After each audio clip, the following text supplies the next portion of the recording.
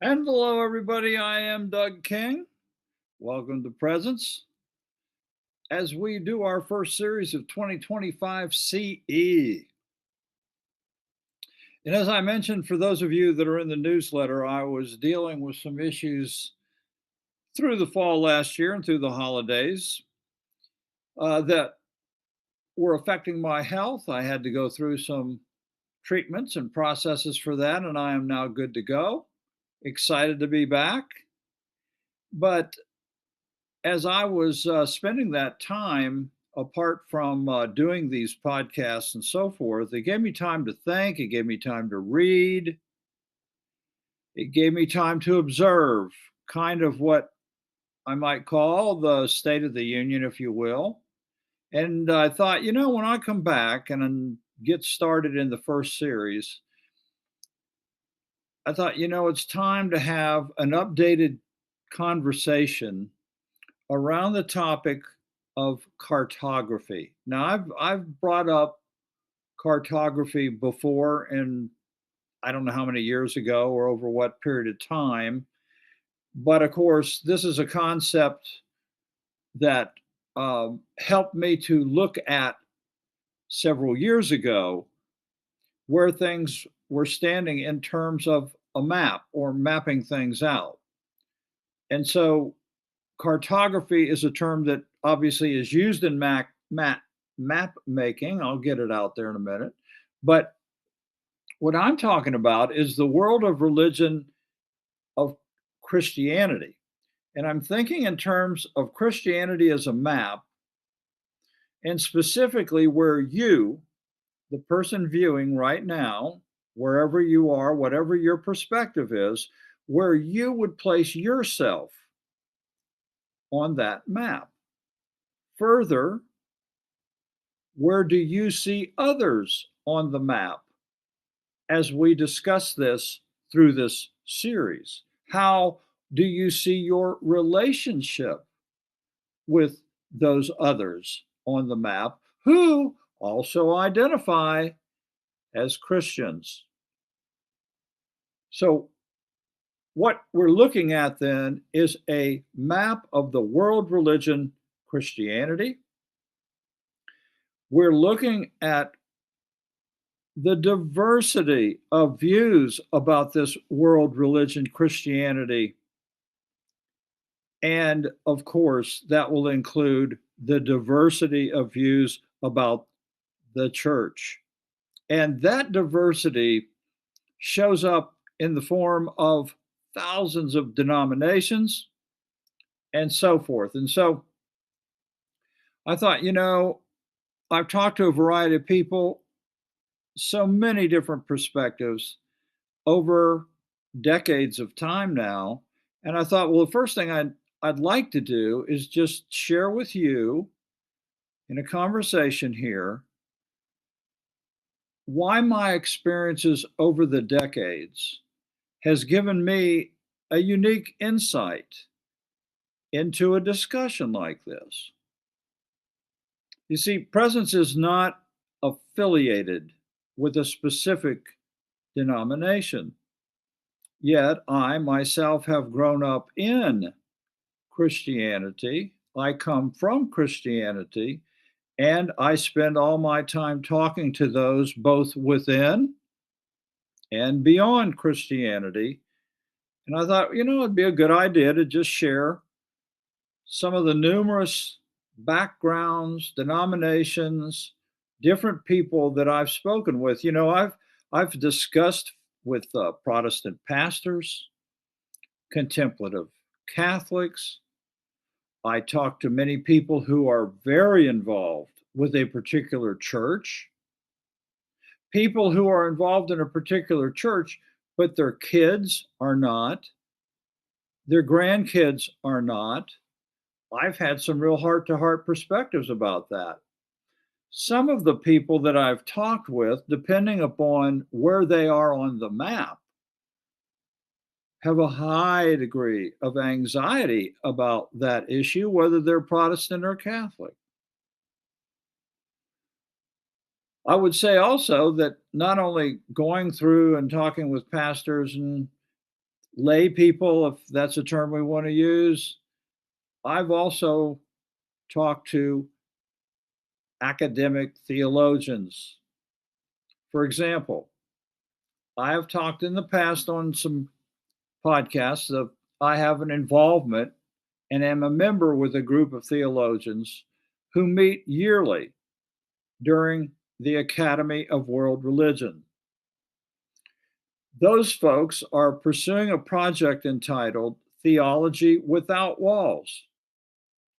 The Academy, its meeting is really something. It attracts about 10,000 theologians from diverse religions all around the world. This is like a global thing. But for the most part, it's heavily Christian.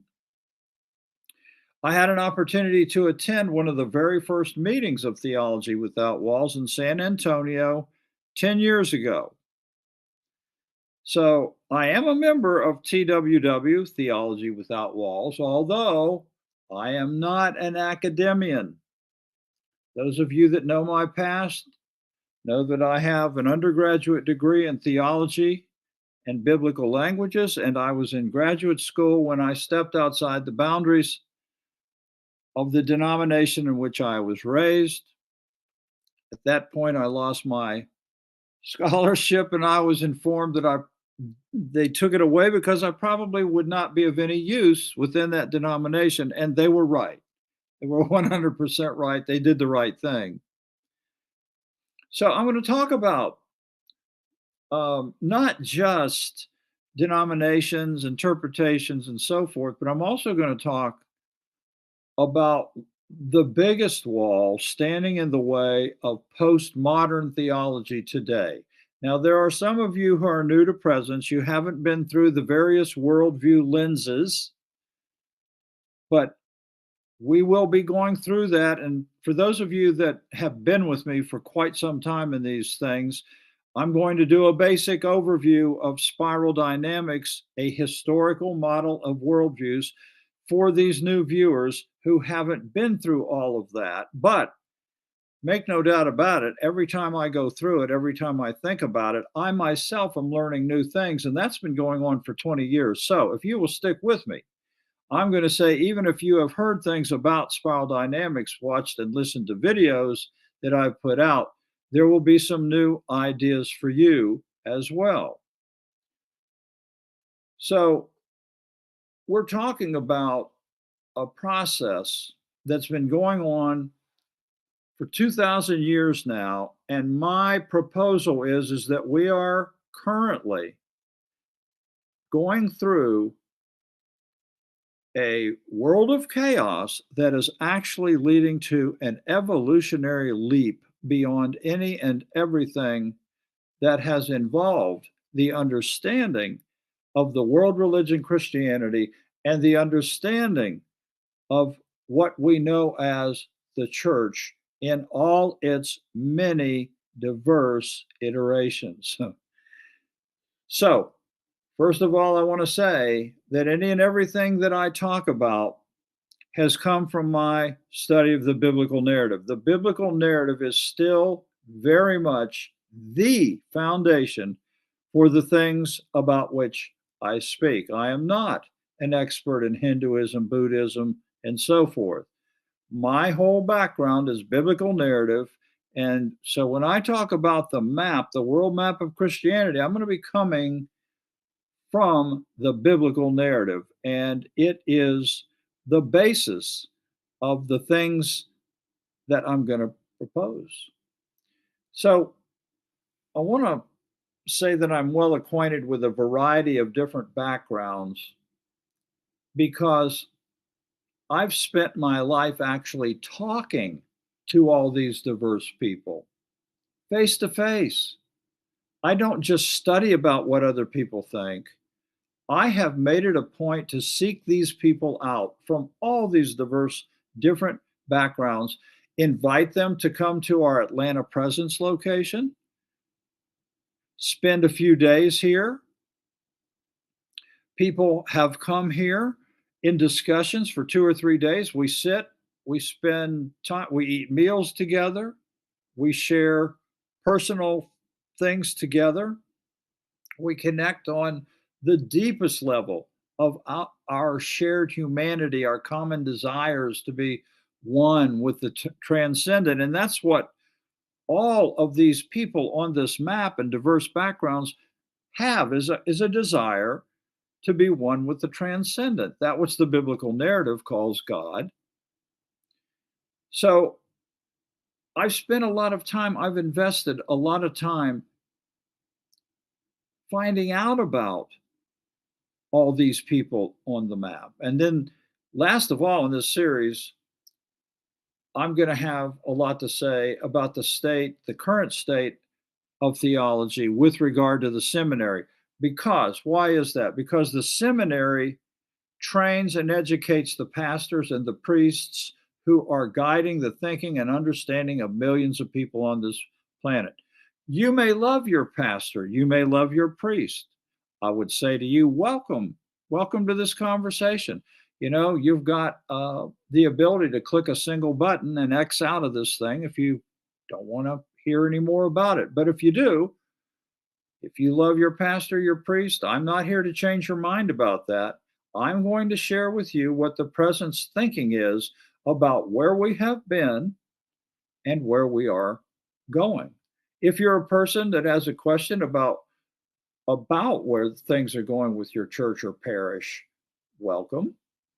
This is your journey. You are where you are. The great thing about these podcasts is you can decide how much to think about these things, participate. And in fact, we have a way for you to send your thoughts about this mapping discussion that's going to take a period of weeks. And that address is info@presence.tv, info@presence.tv. So, as I thought about our presence tagline, which is a global conversation for a new earth, and then I considered the enormous complexity of the Christian religion, I thought it was time for a conversation with you, the person watching right now. There's some reason why you have decided to watch this video. And you have a perspective. You have a perspective about where things are on this map at this time in history regarding Christianity, regarding the church. Some of you watching, I know, are Catholic because I've talked with you. Some are Protestant. Some of you are pastors. Some of you are lay people. Some of you consider yourself to be Christian, but not part of a church or a parish. Some of you are questioning whether to identify as Christian anymore. I have had encounters with those who identify as SBNR, spiritual but not religious, or nuns, NONES, meaning non affiliated. For example, Danae and I went to New York City to meet with Angie Thurston, who at that time, a few years back, was the president, as a student, was a president of the Harvard Nuns. And she was working on a 2-year Harvard research project about the 18 to 30-year-olds. Now, by the way, I will be throwing out statistics from Pew Research, Barna Research, and other research groups on various things. And those statistics show that this age group, 18 to 30-year-olds, is far more spiritual but not religious than they are religious. What does that tell us about the shift that's happening right now? They are the future religion, rather. I've also not only met with Angie on that side of things, I have met with Don Beck, who, along with Christopher Cowan, authored the book Spiral Dynamics. Don has been here to Atlanta and visited with us. I have been in California in a conference with Don where we both spoke. Got to know Don very well before he passed. So I've talked with him face to face. I don't just talk about spiral dynamics, I talked to the guy who wrote the book. He knew what our view was. And Don actually has a Christian background. Don attended Abilene Christian College. So he was very much in tune with the biblical narrative and what I was saying and the application I made of spiral dynamics, which, for those of you who don't know it, it's simply a historical model of the evolution of worldviews and how they have affected people and cultures as they have evolved from the earliest times all the way to today. Presence has also worked with NGOs, non governmental organizations, specifically non GOs associated with the United Nations. I have many friends who work with the United Nations, and these folks have been to Atlanta as well on different occasions, sat down with me.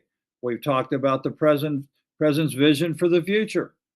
In 2015, I was invited to join them for NGO Day at the UN. The UN invites the affiliated NGOs to come in for a series of meetings, breakout sessions, etc., once a year.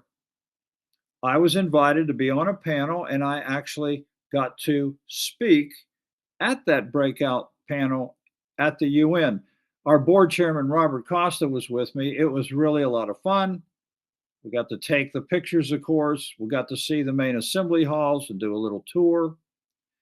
And when I spoke there in this breakout session at the UN, I once again used the biblical narrative in that setting as my foundation. I won't go into a lot of it except to say that I spoke about a story that began with a promise of an amazing thing in the future. It was a promise made to Father Abraham, and the promise involved the blessing of all the nations. And the story ends in this amazing biblical narrative with all nations walking in the light of a new Jerusalem, a new paradigm, a new way of seeing, a new way of interpreting humanity's relationship with God. So, I talk about the text, not just the map. So, how was I able to do all that? How was I able to go to so many places, meet with so many people? I will tell you and give thanks for the people who made this possible. All these things were possible because of the like minded people who donate to Presence. We run on a shoestring budget. I don't take a salary. We use the money to go talk to people or have people come in here, and we spend time with them and eat and all kinds of things, provide transportation so that I can get this message out to as many people as possible. Some of them have continued to follow along. But the point is, all of this face to face experience has now put me in a position to sit back, look at the situation, and I feel like really help and contribute to orchestrating a global conversation. From Jehovah's Witness to Southern Baptist to Pentecostalists, a variety of charismatic denominations, to Methodists, Presbyterian, Episcopal, Contemplative Catholics, and more. I've met with them all face to face. In each case, I've been proposing this need to re examine a 2,000-year-old interpretation that has led us to a Christ divided. And that is why we need a map, because we have been living with a message of Christ divided for 2,000 years. And man, do we ever have a map with churches all over the place, denominated and divided, and a world religion, Christianity, that is identified with by around 24% of the world's population. So it, as a world religion, is divided from all other world religions. So I only picked a few of the diverse views. I've gone over a few of these. I'll talk about even more um, than I've talked about a minute ago. There are so many nuanced views about what is a Christian, what is the church. So I'm going to have to expand this conversation to as many perspectives as I can, but there are so many, I don't claim that I'm covering them all in this series. And if you have or feel like I'm leaving out some perspectives, a perspective that you have as you watch this, again, you can communicate that to info@presence.tv. Let me also say this complexity that's going on right now and this division is for many people that I speak with creating frustration, worry, fear, anxiety. That's why I want to look at this to propose that we are going through a shift, even as I speak, that's going to bring a far better day. I am very hopeful, and I use the trajectory of history to quote, learn from it so that I'm not doomed to repeat it, and question, is there something beyond my comfort zone right now with Christianity and church that could be coming and that is actually biblically based and that can bring us all to a more unified experience of the God we're doing our best to align with? So, going back to the presence tagline, I want to have a conversation with you. That's right, a conversation, not a debate with you. If you want to debate, you will find a segment of Christianity on the map that is always ready for debate. But I want to say at the outset of this series, wherever you are, I want to reemphasize this welcome. I am welcoming you to this conversation no matter where you are personally watching this now on the world map of Christianity. If you are interested in a conversation about where these things are in the year 2025 CE, if you are interested in uh, where things are going, and you want to hear what I think about where things are going with Christianity and the church, welcome. Even if you completely disagree with my map or with my interpretations of the biblical narrative, welcome to the conversation, not the debate, but the conversation. One thing I think we could agree on, I think you would agree with me, because anytime I sit down and talk with people, it's pretty obvious when we start a conversation and we think in terms of cartography and a world map and where things are, it's pretty obvious that looking back over the last 2,000 years of church history, Christian world religion history, it's pretty obvious that the biblical narrative has been interpreted and reinterpreted and reinterpreted. That's how we all got here. That's how the map came to be, filled with such diversity and complexity, is because we have never kept one interpretation. And this is important because when I have been proposing a new perspective, a new interpretation that is going to reframe the biblical narrative or the story in such a way that it is pointing us beyond the issues that lead to division and pointing us to a space and understanding, if you will, that brings about unity, sometimes people, without thinking really, bring up, well, wait a minute, how could we have gotten it wrong all these years?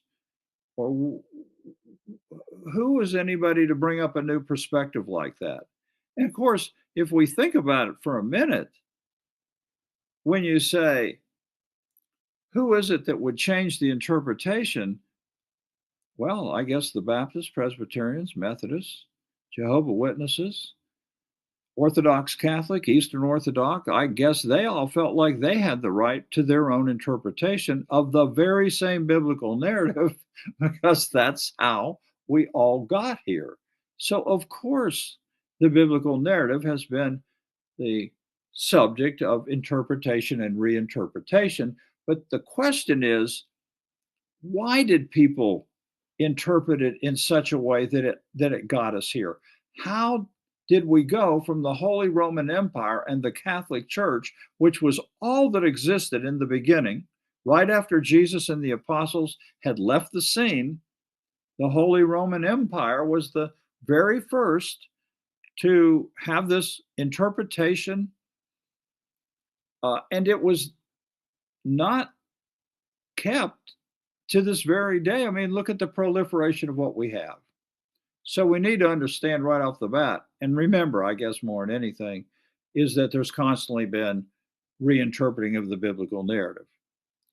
So we need to look at the last 2,000 years and see, okay, how did that happen? Why did that happen? Why are there so many interpretations? That's where using historical models like spiral dynamics, which is not a religious model, it's just a model that shows how worldviews over the last 2,000 years have determined the way people look, see, and find meaning in things. Worldviews are the lens through which all humans look. You have a worldview.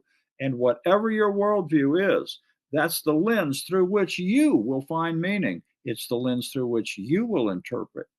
And that's why there are so many interpretations. So we need to get to the bottom of what are those worldviews and what denominations fall in to various categories that evolved on the basis of those worldviews. So I've looked at some of these things in the past. Again, some of you in presence will know and be very familiar with some of this material, but other material I'm going to say you will not have thought about. And in fact, this is a great way to reinforce a very complex subject that is addressing a very complex map. So, um, I've worked with Don Beck. I've worked with people in other fields that I will bring up that have to do with integral consciousness, because I do believe that we are headed away from division and into integration. I am fully prepared to talk from the biblical narrative, not just in terms of the past, but in terms of where we're going to a better future, and one that brings us and takes us beyond all these diverse, denominated, divided groups. And what's interesting is when you propose something like this, you would think people would be, this is wonderful. Wow, are you saying that there's a way the biblical narrative could be promoting universal God identity and unity for our family? How's that even possible? Well, when you've never been uh, thinking otherwise, it seems impossible. There's just no way. And you probably have even things from the biblical narrative that you would go to and say, well, here's what the narrative says. So what you're saying can't be. Well, I'm not leaving any part of the biblical narrative out of my discussions. I will take all of those into consideration. So I'm seeing a more universal meaning to this story, one that transcends the world of religion, one that brings unity. If that is a thought too far, a bridge too far, so to speak, and you don't see any way you want to spend your time in this series, I understand. And I have nothing against you based on where you are and what your framework is. You may be very much exactly like me when I was in a different perspective at previous stages of my life. Well, I always like to go to this quote. It's one of my favorite about where we are right now and what presence is doing. It's a quote from Arthur Schopenhauer. Arthur Schopenhauer, and he's the one, you've heard the quote, I'm sure. He's the guy who said that all truth passes through three phrases. So, first he says, it is ridiculed, phase one. Secondly, it is violently opposed. And thirdly, it is accepted as being self evident. That's the way every worldview has come into existence at its beginning, ridicule, violently opposed, but eventually, when it becomes the center of gravity, so to speak, the worldview that's just accepted for what it is, it's accepted as self evident until, of course, the next worldview appears. And that has been going on for a long time. So, what we're going through now is not new. What you may be concerned about right now is not new. It's just that we are going through something to a level and degree that this planet has never experienced before because our planet today is more complex than it has ever been before. And it is becoming more and more dependent upon operating globally. And the same thing that is the problem is also what draws me to the biblical narrative to say that it is a story that has the solution. So that's where I'm headed next week. I want to start by looking at the 2,000-year-old history of Christianity and the church to see how we got here. The overview I go over next week is going to focus on interpretation. Why did the interpretation of the biblical narrative result in the Holy Roman Empire and the Catholic Church to begin with? Why did it get reinterpreted, resulting in Protestantism? And then, when Protestantism began under the followers of Luther, why did the interpretations of the biblical narrative in Protestantism evolve into thousands of more denominations? Why isn't there just a church, the church? Today, there is no such thing as the church. There are only thousands of iterations of what people claim is the church. I'm going to make a claim that there is only one church. That is it. That you may be like, oh, okay, I see you're a fundamentalist that believes in a more universal story. How is that true? But you will see what I mean as we look at it. The old saying is, if we don't observe history and learn from it, what? We all know you'll be doomed to repeat it. Christianity has been a system of loop after loop, reinterpretation, denomination. It continues today.